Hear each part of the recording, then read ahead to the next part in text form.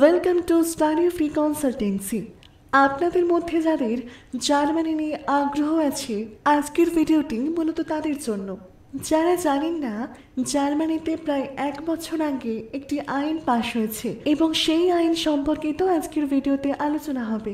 মাত্র 3 বছরের মধ্যে আপনারা সিটিজেনশিপ পেতে পারবেন এবং এই সিটিজেনশিপ পাওয়ার জন্য বেশ কিছু শর্ত তো অবশ্যই আছে, এমনি তো পাওয়া সম্ভব নয়। আজকের ভিডিওতে আমরা সে বিষয়ে আলোচনা করতে চলেছি। সিটিজেনশিপ পাওয়ার জন্য আপনাকে অবশ্যই জার্মান ভাষা ভালো করে শিখতে হবে। তার জন্য আপনারা অবশ্যই স্টাডি ফ্রি কনসালটেন্সির সাথে যোগাযোগ করতে পারেন।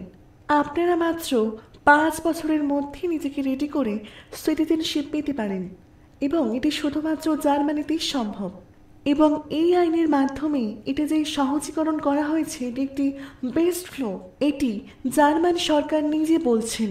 এই নতুন আইনের একটি মজার বিষয় হলো, আগে কোনো দেশের সিটিজেনশিপ পেতে হলে নিজের দেশের সিটিজেনশিপ বাতিল করতে হতো, কিন্তু এই নতুন আইন অনুযায়ী আপনি যদি জার্মানির সিটিজেনশিপ পান, আপনার নিজের দেশের সিটিজেনশিপ কোনোভাবেই বাতিল করতে হবে না।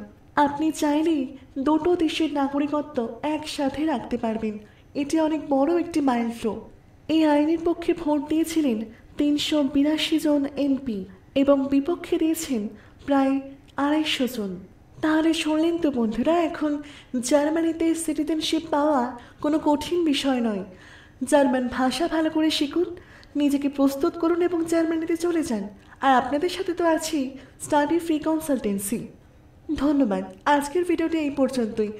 এমন নিত্য নতুন ইনফরমেশন পেতে অবশ্যই স্টাডি ফ্রি কনসালটেন্সি চ্যানেলটিকে সাবস্ক্রাইব করে রাখুন।